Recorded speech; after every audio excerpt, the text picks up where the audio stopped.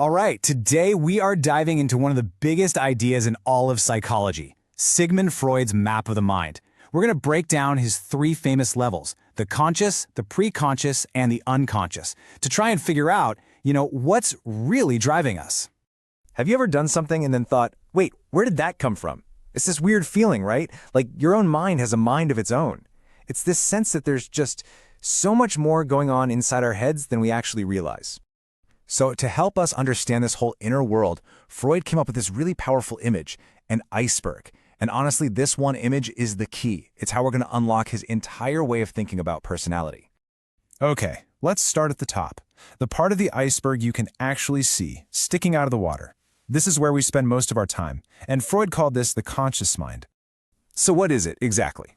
Well, put simply, your conscious mind is just everything you're aware of right now. It's the constant stream of thoughts, feelings, and sensations that you're tuned into in any given moment. Just think about it for a second.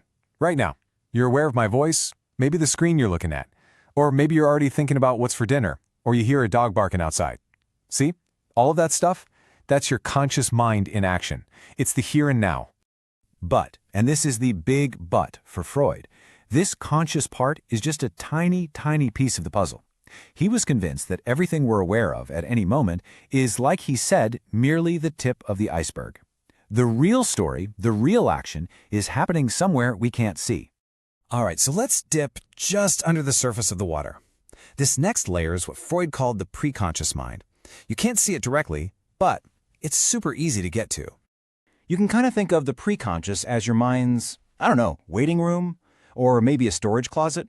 It's this huge collection of all your memories and thoughts that you can grab whenever you want, even if they're not on your mind right this second. Here, let's try a little experiment. Quick, what did you have for breakfast this morning?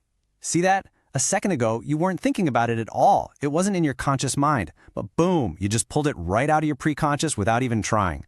That's exactly how it works. And this isn't something special. It's happening all the time. Your attention is constantly shifting back and forth. 1 minute you're focused on this, the next you're thinking about a text you need to send. You're just pulling stuff from the preconscious into the conscious and then letting it slip back down.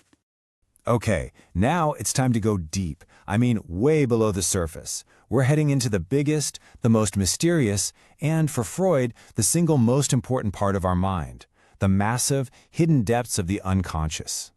This is that huge, invisible base of the iceberg we were talking about. And here's the difference. Unlike the preconscious, the stuff down here isn't just out of sight.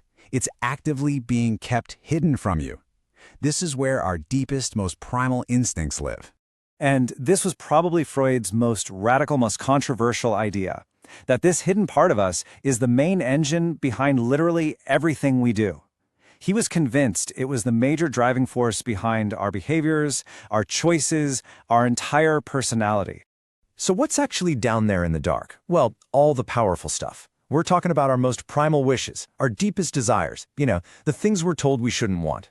It's also where hidden memories live, things we might have pushed away on purpose. And according to Freud, these are the forces that are really pulling the strings, whether we realize it or not.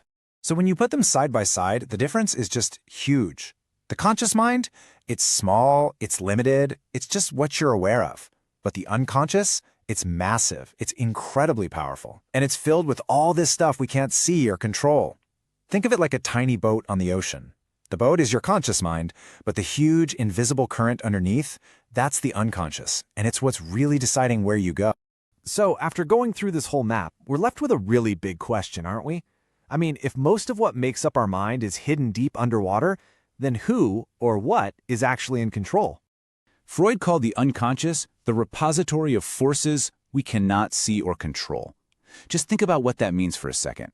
It means that a huge part of what makes you, you, is running on autopilot, completely outside of your awareness.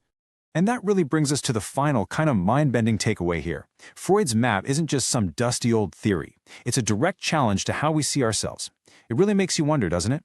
If the most powerful part of your mind is completely hidden from you, then how much of you do you really know?